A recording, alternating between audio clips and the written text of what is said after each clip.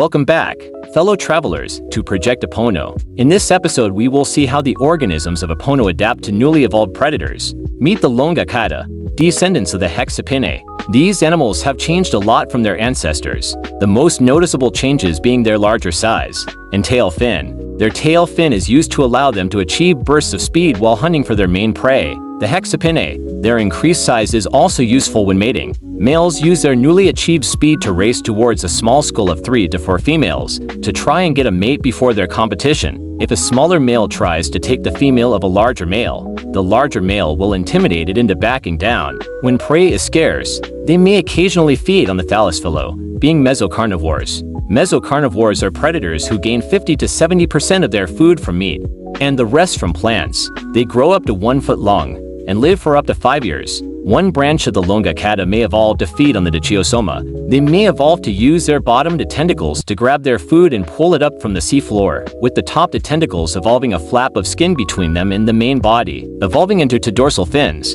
These animals may also evolve teeth in their throat to grind their food into a paste before passing it into the stomach. They may evolve a brown coloring to blend in with the seabed. Their front pair of eyes may evolve to be larger and more sensitive to the dim light of the seabed. With these adaptations, these longakata will become the apex predators of the seabed. We will call them the Dino. They grow up to 3 feet long and live for up to 3.5 years. After Dino evolves, the dichiosoma may evolve a new way of defending themselves. One branch of dichiosoma may evolve a shell to protect themselves from Dino. This shell may be made of calcium. Whenever a predator is detected, these animals may retract their feeding arms into the shell and so appear like a lifeless rock. This is called defensive mimicry, where an animal evolves to look like something that it isn't in hopes of avoiding predation. These animals may also evolve filter feeding hairs along their tentacles to collect more marine snow than their ancestors ever could. With all of these adaptations, these dichiosoma are well defended against Dino and thus will start to thrive in the as of yet vacant seabed. We will call them the panoplosoma. They grow up to 1 foot tall and live for up to 10 years. They may form vast reefs at the equator. We will explore this biome in a future episode. While the animals have been diversifying, the thalasphilo may be evolving as well. Perhaps one branch of thalasphilo evolves to grow on the seabed. These plants may evolve a stem to be higher up in the water column and be closer to the ocean's surface. This will allow them to collect as much sunlight as they can. Their stem may also evolve a hold-fast-like structure to anchor itself to the seabed. We will call these plants the stellophyto. They grow up to 1 foot tall. As the stellophyto grow on the seabed, the competition for light rapidly escalates. Perhaps one branch of stellophyto evolves to grow taller than their competition. Their ancestral gas bubbles may evolve into a large hollow cavity inside their stem filled with air, providing them with an interesting way of supporting themselves. As this happens, the plant itself may grow taller, evolving into something similar to a tree. These underwater trees may form dense jungles near the equator bordering the reefs. We will explore this biome in a future episode. We will call these plants the xylostele. They grow up to 5 meters tall. As the xylostele grow taller, other stellophyto may do the opposite, growing shorter. The epigeostele have evolved to have their stem be fully underground, with only their leaf sticking out at the top. They have also evolved a wider leaf to capture as much of the little light as they can. Due to taller plants blocking out almost all of the light, these plants have evolved a darker pigment to gather as much light as they can to not starve to death. These plants grow up to 30 inches wide. As the xylostele, stellophyto, and epigeostele begin to spread across the seafloor, animals may start to take advantage of them. The large leaves of these plants may provide a hiding place for the hexapinae and other small creatures. However, as of yet, nothing can eat these plants. Perhaps a clade of Dakiosoma evolves to feed on these plants. One problem these creatures face is that they are sessile, meaning that they can't move. However, the larvae of the Dakiosoma are semimodal, using their feeding tentacles to swim until they find a place to stick to the seafloor and mature until an adult. Perhaps one clade of Dakiosoma evolves to stay modal for their entire life. This is called Neotony, where an organism exhibits larval or juvenile traits into its adult form. Perhaps these neotonous Dakiosoma evolved to use their ancestral suction cups similarly to the foot of a snail or slug, flexing muscles on their underside to move them along the seabed. Their feeding tentacles may become more muscular, to be able to pluck the leaves off of the plants they feed on. We will call these strange organisms the diabrachid. They grow up to 3 feet long and live for up to 15 years. As the diabrachid evolves, the dinodibrachid may evolve in tandem. Perhaps one branch of dinodibrachid evolves their arms into a stiff-bottom jaw, using it to scoop up diabrachid off of the seabed. These animals may evolve a more powerful tail fin as they dig their bottom jaw into the seabed to scoop up their prey. We will call these animals the phtyerebrachid. They grow up to 6 feet long and live for up to 24 years.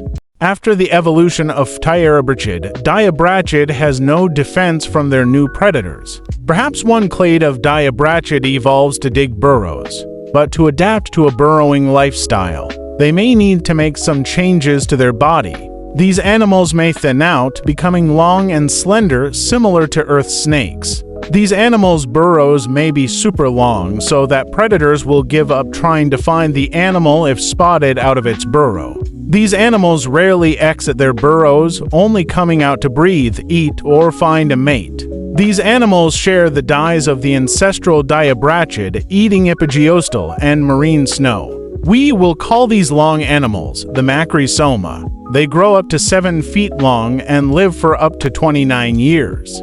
So far, we have mainly focused on the seabed. Let's venture up into higher waters to see how the longakata and hexapinae have been evolving. As the population of longakata grows larger, the hexapinae start to dwindle in number. As a result, many species of hexapinae go extinct. But before fully dying out, one branch of hexapinae may evolve to fill the role of earth krill. These animals evolve to be smaller than they already are, growing up to a maximum of 4 centimeters long.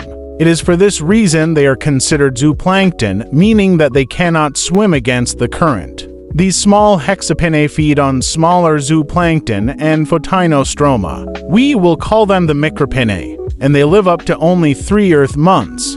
After the evolution of the micropinae, one branch of longakata may evolve to feed on them. These animals may evolve into giant whale-like creatures with a stiff skeleton made of calcium for extra support while swimming. They may also evolve millions of small teeth to filter out the micropinae and other zooplankton from the water and pass them into the mouth. These animals may grow to be the largest creatures on the planet. We will call them the phalaenosoma. They grow up to 35 meters long and live for up to 54 years. After the evolution of the phalaenosoma, other longakata may evolve to feed on them. The carery are the top predators of Opono's early oceans. They have evolved a four-part jaw from their ancestral tentacles with backward-angled teeth to force prey into their mouth. These animals have specialized their middle pair of fins for different purposes. One of the fins became a dorsal fin, allowing them to cut through the water with surprising speed. The other one evolved into a ventral fin used for stabilization while turning. These animals have also evolved a more powerful tail fin. The tail fin of these animals are a crescent or lunate shape, which allows them to be one of the fastest creatures in the ocean. They have also adopted a form of swimming called thunniform swimming, where only the tail fin is used in locomotion. The remaining 4 fins have evolved to aid the animal in turning. They may evolve a form of counter-shading, where an animal is perfectly camouflaged with the water. They may have a dark blue top and light blue underside. When viewed from above, they blend in perfectly with the deeper water below them, and when viewed from below, they blend in with the lighter water above them. These animals also have a skeleton made of calcium, similar to their phalaenosoma relatives. These animals grow up to 15 meters long and live for up to 37 years. With the evolution of the carery, other longakata species may be pushed out of the apex predator niche. One branch of longakata they evolved to be more generalist, feeding on anything they can get their tentacles on.